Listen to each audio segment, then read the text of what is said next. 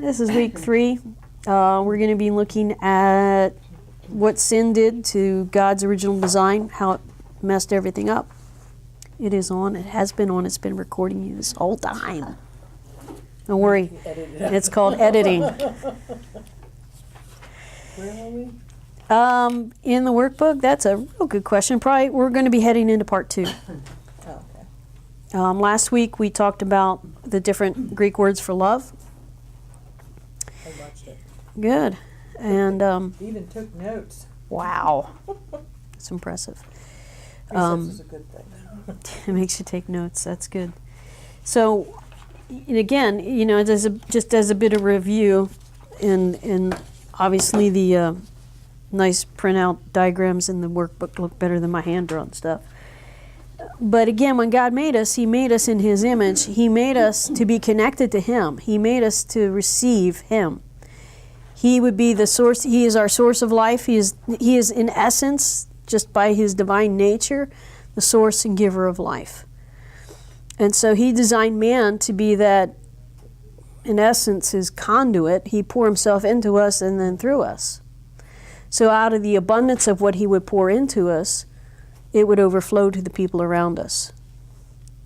Stop it. Behave. And she's just messing with me and distracting me. Cool. She's just trying to distract me. That's all. See if I can make her mess up. All right, so He is the source and giver of life. We were meant to be receivers, okay? We didn't have to strive for it. We didn't have to work for it. We just simply would rest and receive, okay? And then Genesis 3 happened. And the interesting thing is that Satan is still using the same strategy he used back then. Quite effectively, actually. And so Adam and Eve have been told by the Lord, here's all these trees that you're allowed to eat from, except for this one, the tree of the knowledge of good and evil. And Satan goes to Eve, Nakash, whatever in the Hebrew, goes to Eve and says, did God really say? Did He really say that? Did He? And she says, well, yeah, God said that if we touch this, we'll die. Now, she didn't quite get it right, did she? So He says to her, what? You're not going to die. What did He call God? A liar.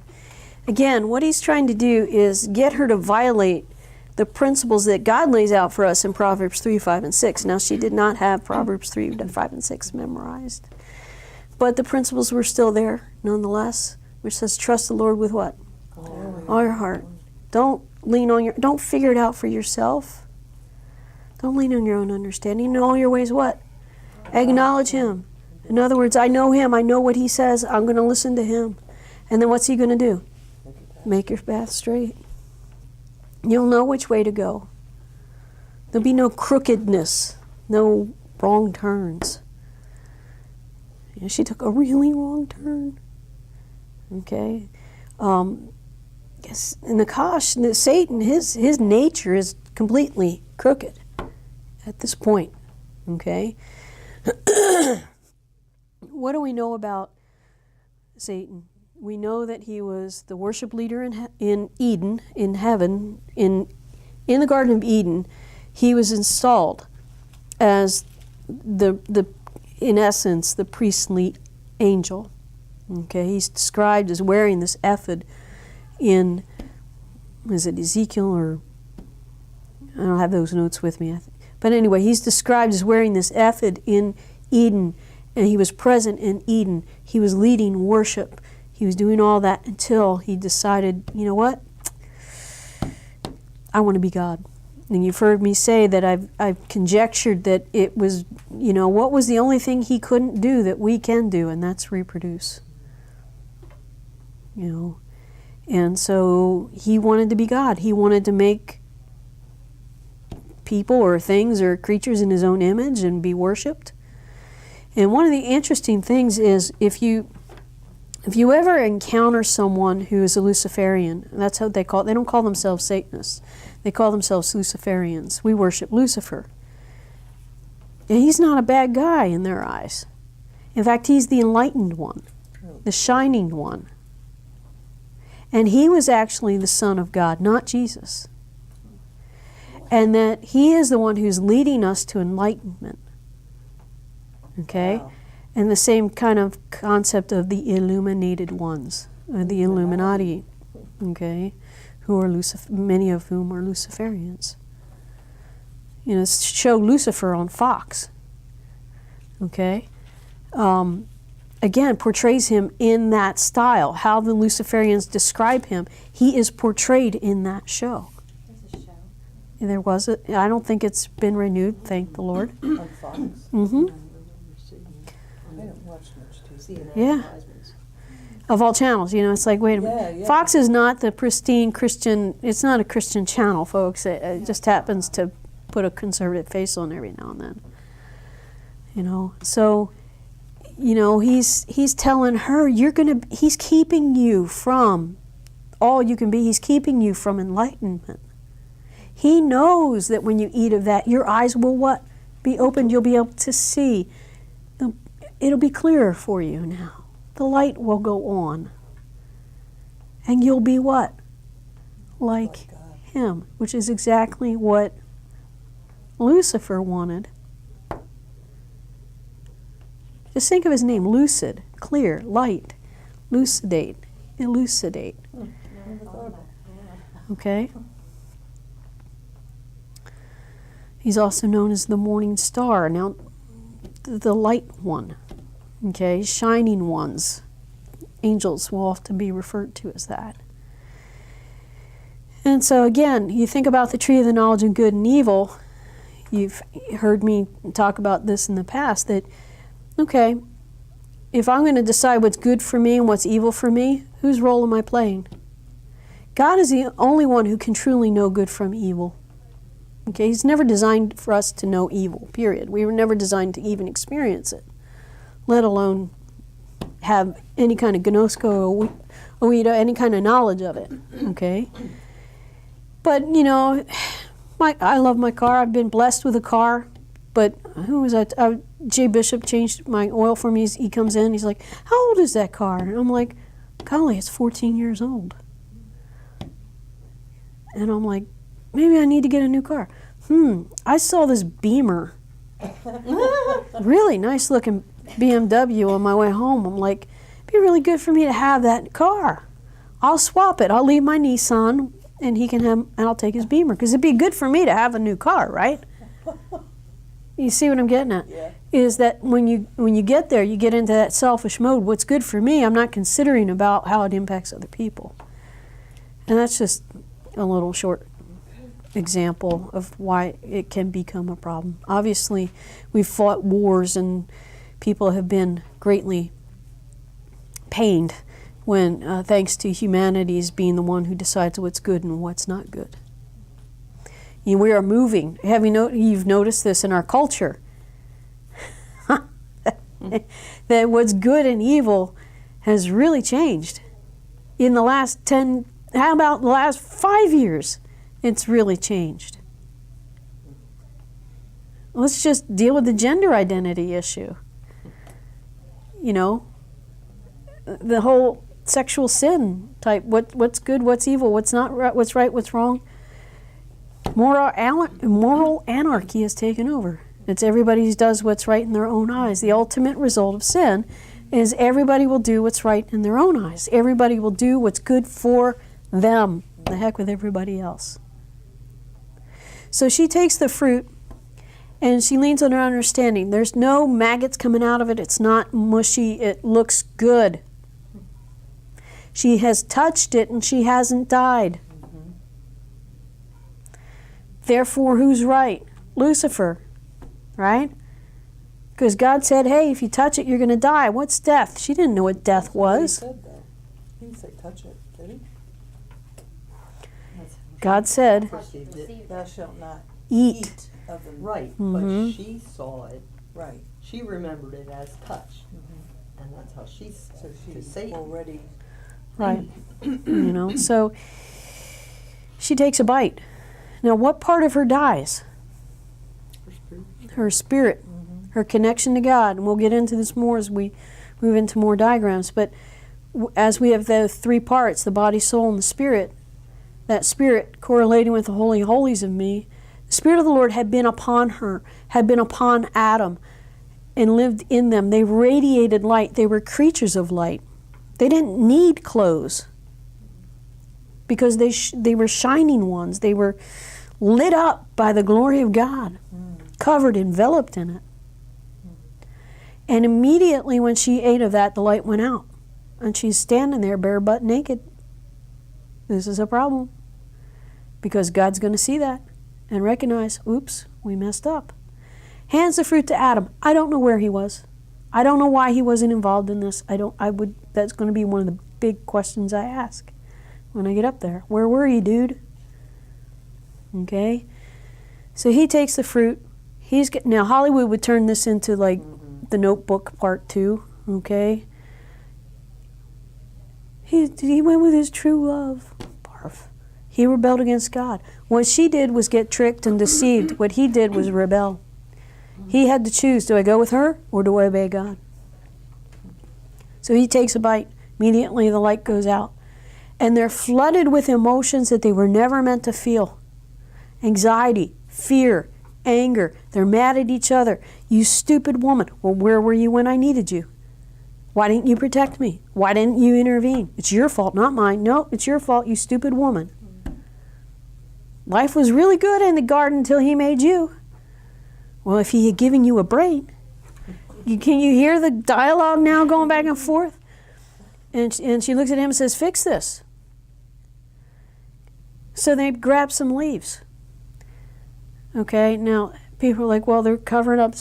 Yeah, okay, we want our reproductive organs. Isn't that interesting? The most important thing for us to cover up is our reproductive organs. Our intimate organs. They were trying to hide the fact that the light went out.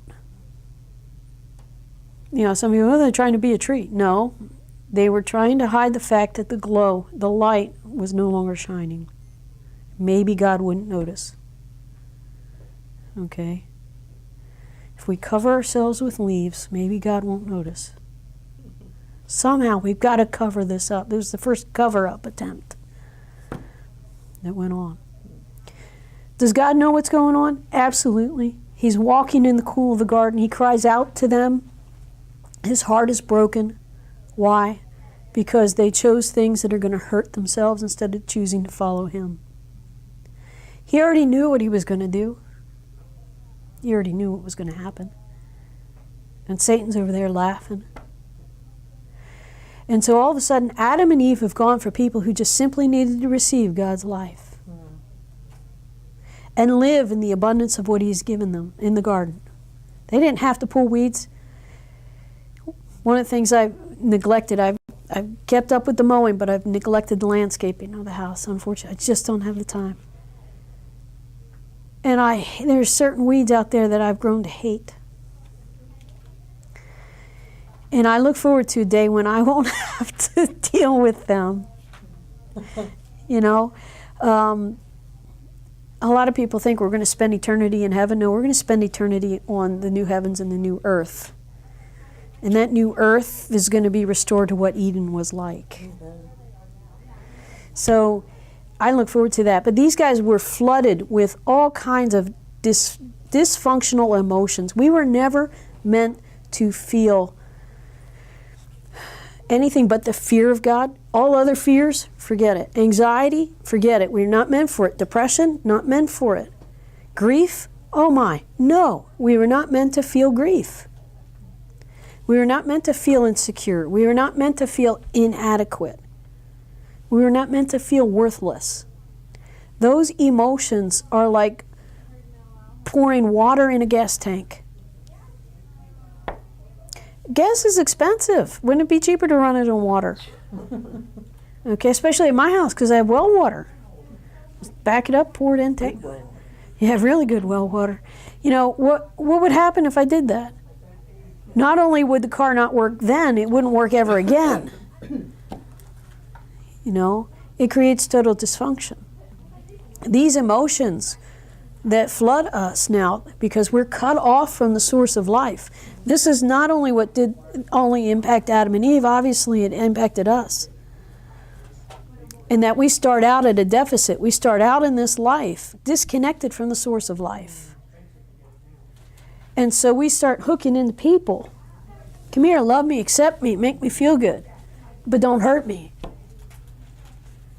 And we begin to develop what Freud calls defensive mechanisms. Erik Erikson calls it coping skills. The Bible's more simple and calls it the flesh. And the flesh is very simply the patterns that I learned to use to try to get the feel-goods in and keep the feel-bads out. It's how I begin to see myself, how I begin to see others, and how I begin to see God. Most of which isn't based on truth, most of the time. And so I begin to develop certain ways of interacting with my environment.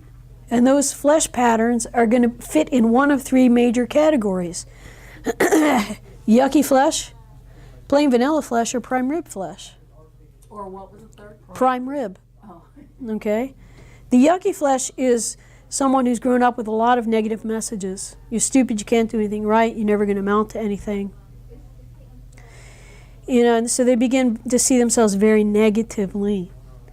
And they feel worthless, they act like they're worthless. Their addictions are very debilitating. This is your drug and your alcohol. I want to numb out, I don't want to feel, I don't want to think. They're riddled with rejection. They may have suicidal ideations, depression, despair, hopelessness. All that negativity is flooding them. And the other side of things, real quick, the prime ribbers, the PPT stands for Power of Positive Thinking. I mean, they're just hardcore on that positive thinking stuff, like Tony Roberts and all those guys, Norman Vincent Peale and all. Their motto is just try harder. They have a Nike approach to things. You know, just do it. Just try harder. They are control freaks. They create an illusion of feeling secure by being in control of everyone and everything around them. Here's the truth. God's the only one that's in control. And the only one I have the right to control is me. And I stink at it. In fact, it's got to be the fruit of the Spirit to make it happen. They're always right, by the way, just in case you didn't know. They're master manipulators. And their addiction is to like exercise and health food. Stuff that's good for them. The plain vanilla doesn't do anything really bad or do anything really great. They just kind of navigate a little bit through life. They have some issues, but not like, they're not heroin addicts, they're chocolate addicts. Okay. But here's the long and the short of it is, you know, I'll look for escape routes. Calgon, take me away. You know, how am I going to escape? My flesh patterns will show themselves there. Stuff, I'll feel better if I go buy some new stuff. People have their hooks into me. Come here, love me, accept me, make me feel good, tell me I'm wonderful. Well, I'm not anybody's source of life. But relationships become really dysfunctional when we're dealing in the flesh. This is the only hope for the unbeliever is to upgrade flesh. Take the yucky flesh, put them in a 12-step program, hope they come out sober, and maintain that sobriety while they work their program hard. Then take them, put them in a prime rib flesh, teach them how to make money, get a lot of stuff, then they'll be happy, right? Then what will happen is they find out there's no happiness there and they cycle right back to their destructive addiction because they realize there's no joy, there's no happiness in any version of the flesh. The Bible tells us that the flesh cannot please God. None of it. Not a single version of the flesh can please God. Nada.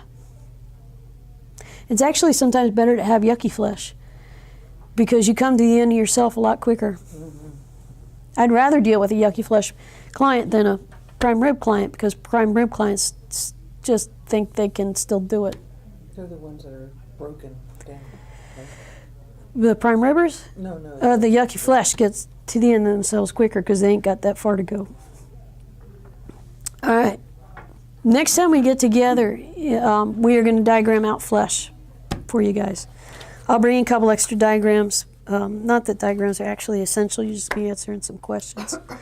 We're not doing it to beat you up. We're not doing it for any other reason, just to get you aware of what it looks like. Because you're so used to it, you don't recognize it anymore. It's just kind of normal everyday life for you. I know for me too. So, and then we're going to teach you, again, the practical aspect of how to put off the flesh and put on the mind of Christ, walk in the power of the Spirit on a regular basis. All right, so let's pray, and we'll let these guys in. Father, I just thank you so much for delivering us. Thank you that you didn't leave it the way Adam and Eve left it with Satan. Thank you that you had a plan from the very beginning to send a Redeemer that would crush the serpent's head.